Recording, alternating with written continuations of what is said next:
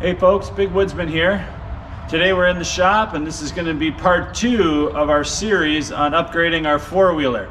So stay tuned, let's see what we get into.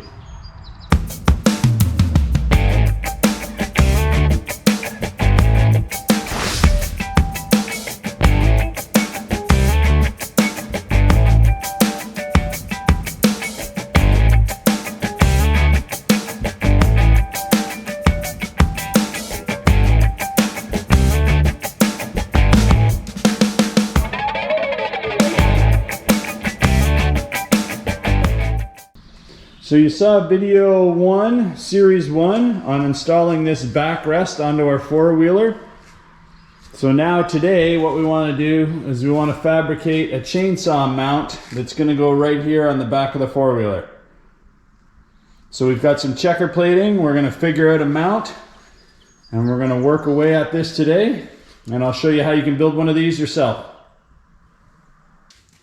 So we're going to be mounting our chainsaw right about here, and the reason we're picking this location is we want to stay in from the rear wheel so that way mud and debris won't fly up onto our saw, and we don't want to mount it on this side for fear of the muffler. All of the exhaust from the muffler is basically going to be heating up our saw. We don't want that either, so we're going to move it back to this side,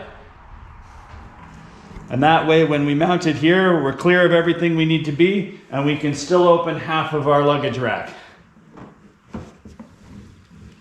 But unfortunately, the first thing we have to do is take off our, basically our storage compartment here, because we're going to be bolting to the solid rack on the four-wheeler. So let's go ahead and let's take this off with our 4 bolts that you saw in the previous video.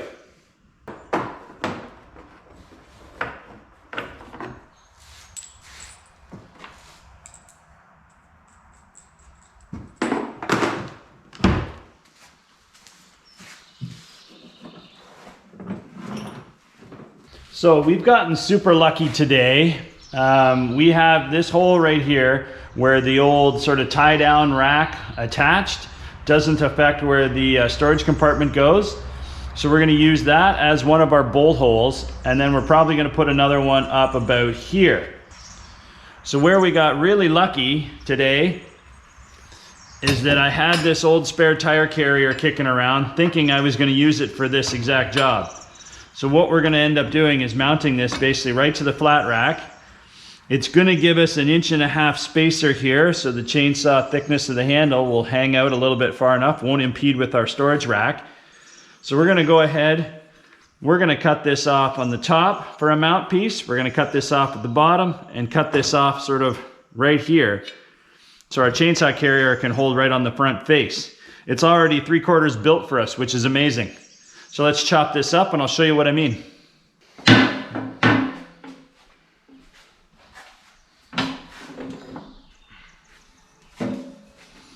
So looking at this spare tire carrier, I thought, well, originally I was going to use this piece, and that would be our mount bracket, this would be our face. We were going to have to use a checker plate piece here for the backer of our chainsaw holder anyway.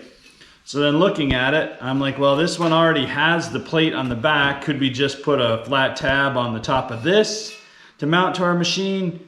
But then looking at it with this tab and the size of the holes, it's a lot of extra work. I'm gonna have to re-drill things anyway. It's best to just keep with our original design and chop this. So we're gonna keep with what we originally thought. But this could potentially use either the top portion or the bottom portion, depending on how you want. So this was a great find.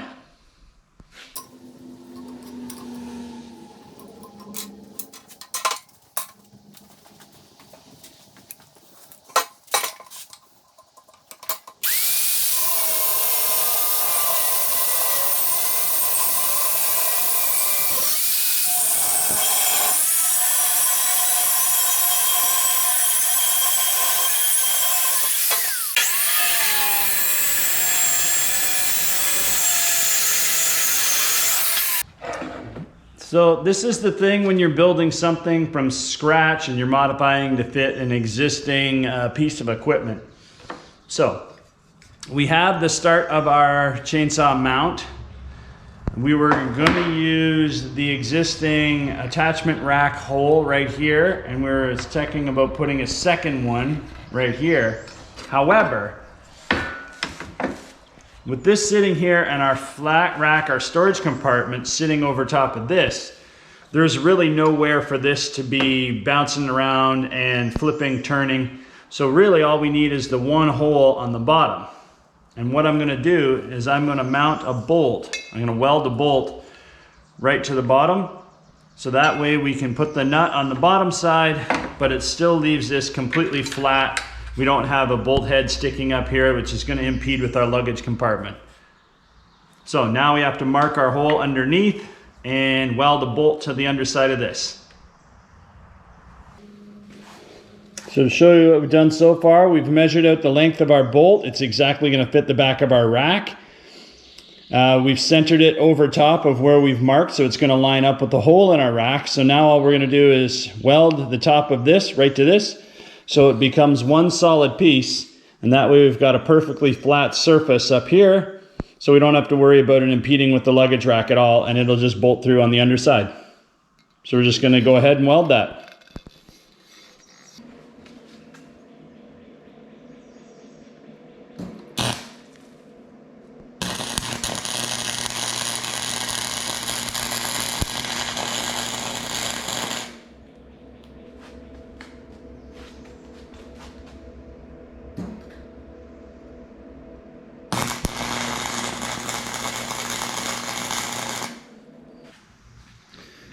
So we have our mounting bracket basically ready to go for the back of the four-wheeler. That slots in there nicely. So the next thing we're going to do is we have to come up with a couple pieces of plate like this. One for that attaches to here. Another one that's going to be bolted onto the front with some spacers. That way the chainsaw bar will slide right down in here and hold perfectly. So we need to cut these to size. We need to measure it out, match our bar. And I'll show you what I have intended for these edge pieces that are going to work perfectly.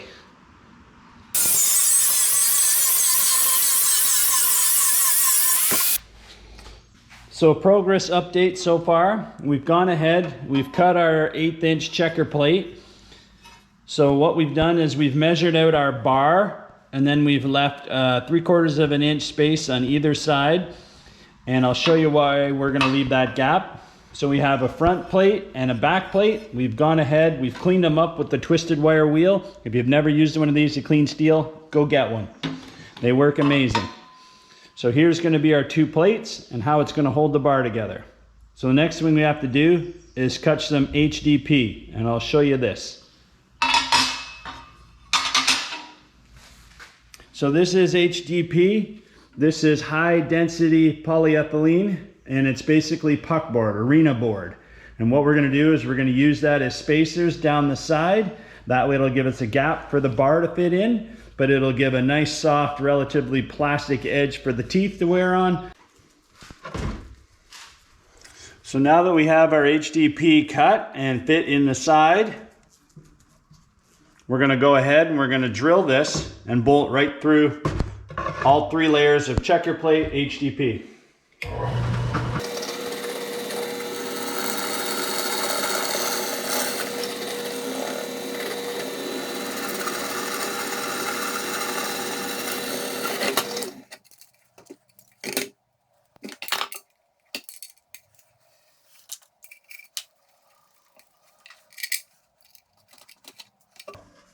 And once we get that tightened down, we can come back and we can cut our bolts to length.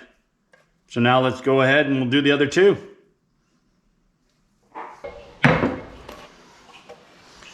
So here we have our chainsaw mount. As you can see, we have it bolted through. It's got our HDP sandwiched in the middle. So we've created a pocket for the chainsaw bar to slide in. Everything is assembled. The only thing we have to do now is take our mount from the four-wheeler and we need to weld it on the back, so that way the whole thing will slide right down and mount right on the back of the four-wheeler. So before we do that though, we have to take it apart and pull the HDP off, because when we heat this up we don't want to melt our pieces along the side. Very critical. So yeah, we don't want to melt our HDP, so we're going to take it all apart and just weld the top, or the back section I should say, of this together, and then we can paint it, put it all back together. So now that we have our chainsaw mount completely taken apart, we've clamped our mount that goes on the back of the four-wheeler to the first plate of our checker plate, and we're going to go ahead and we're going to arc weld this to fuse it all as one. Then we don't have to worry about it breaking, vibrating, loose, anything. It's going to be solid for life.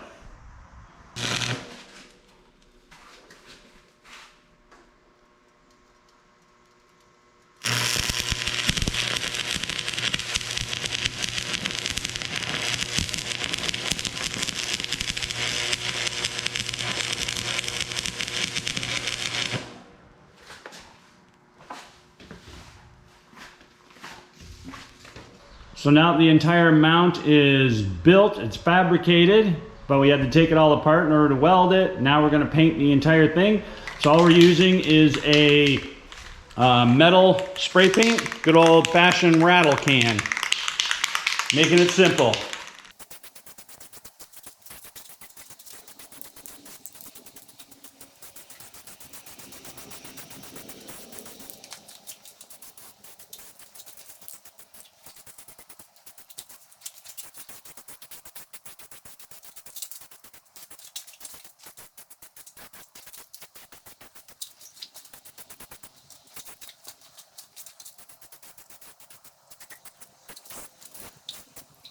So now that we have all of our pieces nice and painted, they're all done, it's time to assemble.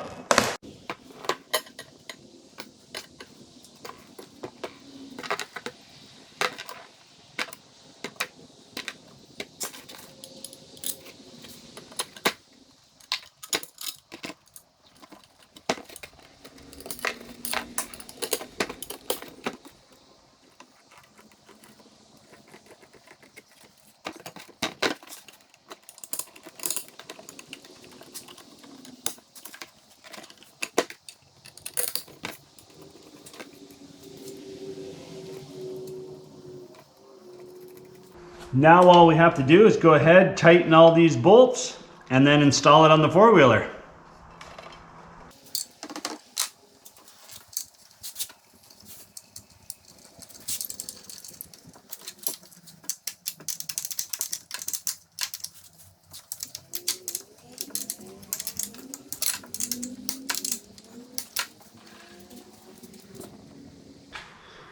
So there we have our chainsaw mount attached to our four-wheeler.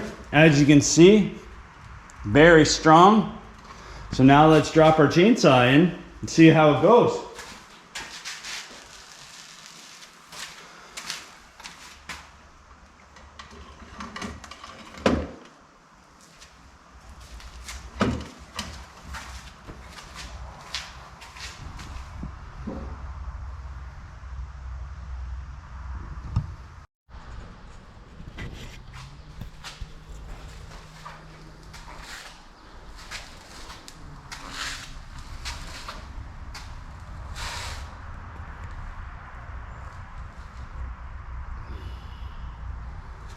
As you can see, slots in beautifully.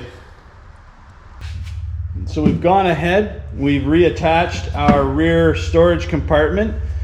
And you remember when we were building this, I said that we had this beautiful 1.5" spacer that was on that mount, which kept it out. So now the question is, will our saw slide in here and still not impede our storage rack? If this is correct, it should work.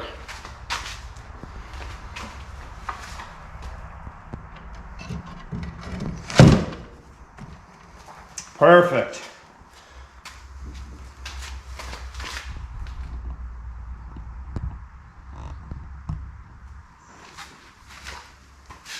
So you see here on this side, I still have an openable compartment. So with our saw in the holder, we've got a bit of space here, so we should be able to lift this compartment just slightly before it hits the saw. So not bad, we can still access our compartment, still get our waterproof case if we need to. But the beauty of mounting it just off to the side is we have full access to this side.